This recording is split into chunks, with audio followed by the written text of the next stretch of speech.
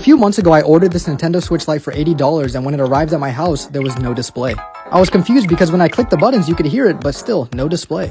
Fast forward to today, I was like, you know what? Let me just try to fix this. What's the worst that could happen?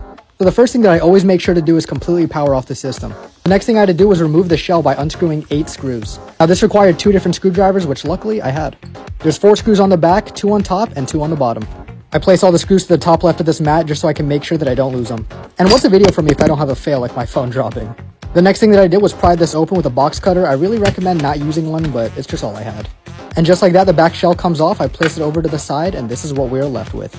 Now, the part that we're looking at today is this ribbon cable on the right. I did some research, and I believe that this is the wire that we're having a problem with today, and the first thing that I have to do is remove that. But before we could do that, I have to remove this silver backing, which has yet another 4 screws. I make sure to gently remove this as I don't want to mess anything up, and when I flip this over, you can see that there is a bit of thermal paste. I place it right side up since I don't want the thermal paste to get anywhere, and this is what the inside looks like. Now that we have full access to this ribbon cable, what I do is I put it down and I have to unhook these latches. I just use the tip of my screwdriver and I'm super gentle, flip them up, and I can slide these out. Now the ribbon cable is slightly wedged in there. I take it out and I don't know why it's designed like that, but I guess it is. And taking a closer look at this, I believe that there is some damage. I'm not sure what it's supposed to look like, but it just does not look right to me. I got another ribbon cable from a Nintendo Switch Lite that I knew worked, took it out of that one and placed it into this one. Basically, we're doing the steps backwards. I put it into the latches, close the latches, and now this is the moment of truth. I click the power button and right away the Nintendo logo pops up on the screen, and just like that, it is fixed.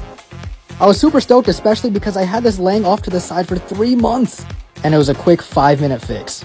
All that we have to do is reassemble this whole thing, and it's good to ship off to somebody else.